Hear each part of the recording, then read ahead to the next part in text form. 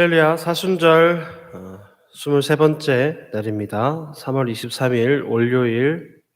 제목은 공생의 사역. 말씀은 구약성경 이사야서 11장 1절에서 9절 말씀, 신약성경은 마태복음 11장 28절에서 30절까지의 말씀입니다. 먼저 구약성경 이사야서 11장 1절에서 9절 말씀 함께 봉독하겠습니다.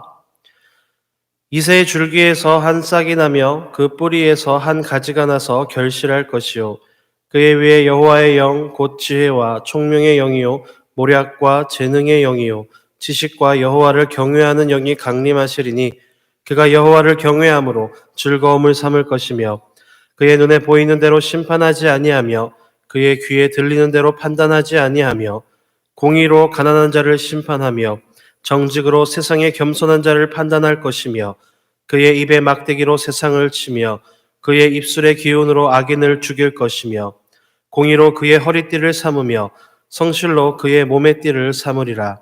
그때의 이리가 어린 양과 함께 살며 표범이 어린 염소와 함께 누우며 송아지와 어린 사자와 살찐 짐승이 함께 있어 어린아이에게 끌리며 암소와 곰이 함께 먹으며 그것들의 새끼가 함께 엎드리며 사자가 소처럼 풀을 먹을 것이며 젖 먹는 아이가 독사의 구멍에서 장난하며 젖된 어린아이가 독사의 굴에 손을 넣을 것이라.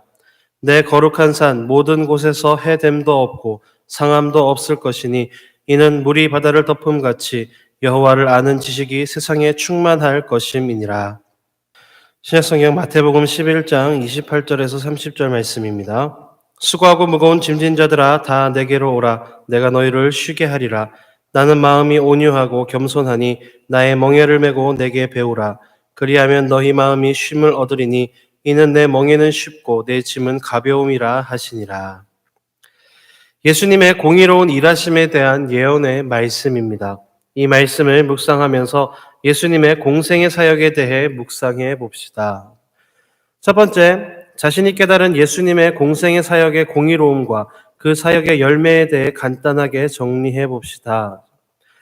이사야서 말씀에 예수님의 공생의 사역의 공의로움에 대한 예언의 말씀이 있습니다.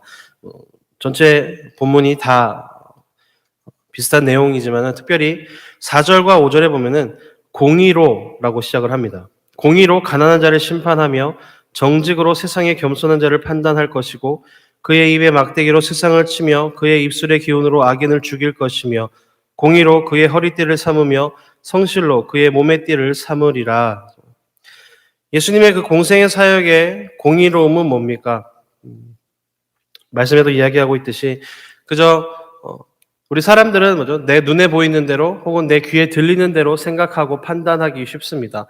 어떤 다른 여러 가지의 정황들이나 여러 가지의 상황들을 다 고려해서 뭔가를 일을 판단하고 결론을 내는 것이 아니라 때로는 아마 거의 대부분이 그렇죠. 내가 내 눈에 보이는 대로 내 귀에 들리는 대로 내가 가지고 있는 그 판단의 기준을 가지고 일들을 처리하기 쉽습니다. 근데 예수님의 그 공생의 사역의 특징은 무엇이었습니까? 눈에 보이는 대로 심판하지 않고 귀에 들리는 대로 판단하지 않고 오직 공의로움으로 일을 하시겠다라고 말씀을 합니다. 그리고 그 사역에 대한 열매가 무엇입니까? 6절 이하의 말씀을 보니까 굉장히 일반적인 우리가 동물의 습성과 어떤 동물의 상식을 봤을 때 일어날 수 없는 일들을 기록하고 있습니다. 표범이 어린 염소와 함께 눕고 송아지가 사자와 함께 있고 어린아이들과 함께 있고 사자가 풀을 먹고 어린아이가 독사의 굴에 손을 넣어도 아무런 일이 일어나지 않고 예수님께서 사역을 하시면서 예수님의 그 공생의 사역의 공의로움에 대한 결과가 무엇입니까? 모든 존재에 대해서 모든 피조물들에 대한 평화로움이죠. 하나님의 공의로움 아래 하나님의 섭리 아래 모든 피조물들이 해됨도 없고 상함도 없다라고 말씀하고 있습니다. 여호와를 아는 지식이 세상에 충만할 것이다 라고 말씀합니다. 예수님의 그 사역의 공의로움의 놀라움이 바로 여기에 있습니다.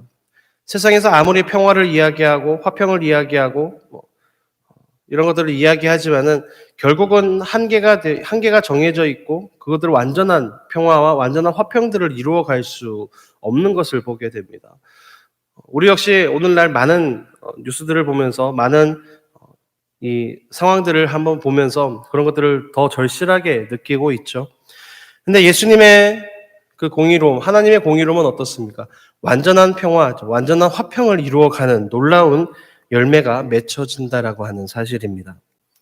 두 번째, 오늘 말씀을 묵상하면서 나는 약속의 자녀로 수고하고 무거운 짐을 예수님의 공의로운 손길에 맡기며 쉼의 삶을 살아왔는지 회개의 항목들을 정리해 봅시다. 마태복음 말씀, 오늘 본문, 신약성경 본문에 마태복음 말씀에 이렇게 말씀합니다. 수고하고 무거운 짐진 자들아 다 내게로 오라 내가 너희를 쉬게 하리라 하고 말씀합니다. 우리가 약속의 말씀을 받은 자녀로서 그리스도인으로서 성도로서 내가 수고하고 무거운 짐들을 온전히 하나님 앞에 다 맡기고 완전한 쉼의 삶을 살아왔는지를 한번 우리의 삶을 한번 돌아보시기 바랍니다. 찬송가에도 그런 가사가 있죠. 무거운 짐을 나홀로 지고 빛 가운데로 걸어갈 때에. 근데 예수님께서는 이미 그 모든 짐들을 십자가 앞에 다 내려놓고 주님께서 지고 가시겠다라고 말씀하시고 우리에게 쉼을 주시겠다라고 약속을 해 주셨습니다.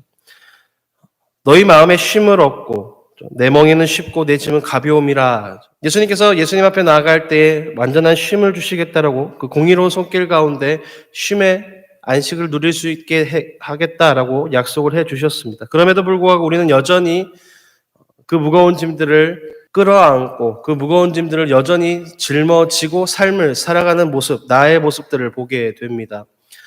주님 앞에 기도하러 와서 그 모든 짐들을 다 풀어놓습니다. 하나님, 내가 이런 문제들이 있습니다.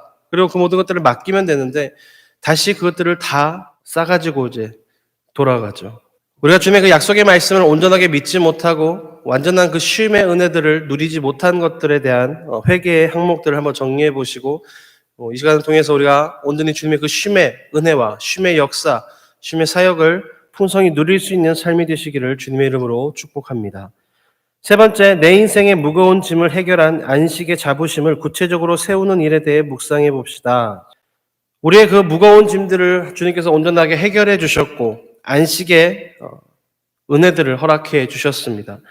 우리가 그 안식 가운데 우리가 느끼는 자부심들이 무엇입니까? 우리의 마음이 쉼을 얻고 또 이사야서에도 말씀하고 있듯이 그 완전한 평화로운 모습, 완전한 그 화평의 모습 속에 삶을 살아갈 수 있는 것, 그리고 세상에 어떠한 한계가 있는 제한적인 그런 평화의 모습들을 누리는 삶이 아니라 정말 하나님의 평화, 제한이 없는 완전한 평화를 누릴 수 있는 자부심이 우리에게 그런 자부심들이 온전하게 세워져야 될 줄로 믿습니다.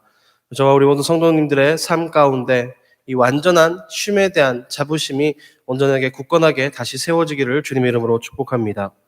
네 번째, 내가 책임지고 행해야 할 무거운 짐을 주께 맡긴 자의 실천 내용과 삶의 적용을 정리해 봅시다. 우리가 책임지고 행해야 될 일들이 있습니다. 그죠? 무엇이 있습니까? 나의 멍에를 메고 내게 배우라 라고 말씀합니다. 내 짐들을 다 내려놓고 내 무거운 짐들을 다 내려놓고 하나님, 예수님께서 나에게 주신 멍에를 메고 예수님을 배워라. 예수님의 삶을 배우고 말씀을 배우고 그 삶을 따라가야 한다라고 말씀합니다. 그리하면 너희 마음이 쉼을 얻을 것이다 라고 말씀하죠. 근데 더 중요한 사실은 뭡니까? 이 멍에가 우리가 짊어진 예수님의 이 멍에, 나의 멍에라고 하는 이 멍에의 무거움이 뭡니까? 쉽고 내 짐은 가볍다라고 말씀합니다. 우리가 무겁고 어렵고 힘들고 고통스러운 짐이 아니라 예수님께서 주시는 멍에는 뭡니까? 쉽고 가벼운 짐이다라고 말씀합니다. 이 말의 뜻은 무엇일까요? 우리가 그 멍에를 메고 간다고 하더라도 하나님께서 그 멍에를 메고 갈 수 있을 만큼의 능력과 힘을 주시겠다라는 것입니다. 내가 내 힘으로 내 능력으로 이끌고 가는 것이 아니라 내가 이 멍에를 짊어진다 하더라도 하나님께서 힘을 주시고 하나님께서 길을 열어주시고 하나님께서 함께 해주셔서 내가 그 멍에를 너무나도 쉽게 가볍게 짊어지고 갈 수 있게 하겠다라는 약속의 말씀인 것입니다. 이 약속의 말씀들을 온전하게 믿고 바라볼 수 있는 우리 안디옥의 성도님들 되시기를 주님의 이름으로 축복합니다. 다섯 번째, 오늘 묵상과 함께 본문을 통해서 하나님께 드리는 나의 기도문을 정리해 봅시다. 주님께서 공생의 사역을 시작하시면서 이 땅 가운데 주님의 그 사역들을 행하시면서 그 공의로움에 대한 삶의 열매, 그 결과들, 또 우리가 누릴 수 있는 그 놀라운 하나님의 약속의 말씀들, 하나님 내가 이것들을 온전하게 누리는 삶이 되기를 소망합니다 라고 결단할 수 있는 시간 되시기 바랍니다. 우리의 입술을 통해서, 우리의 삶을 통해서, 또 우리의 고백들을 통해서 이 모든 것들이 고백되어지고 또 기도되어질 때에 하나님께서 우리에게 놀라운 축복의 은혜를 허락해 주실 것을 믿습니다. 우리 안역의 모든 성도님들의 삶이 놀라운 은혜를 풍성히 누리는 귀한 믿음의 삶이 되시기를 주님의 이름으로 축복합니다.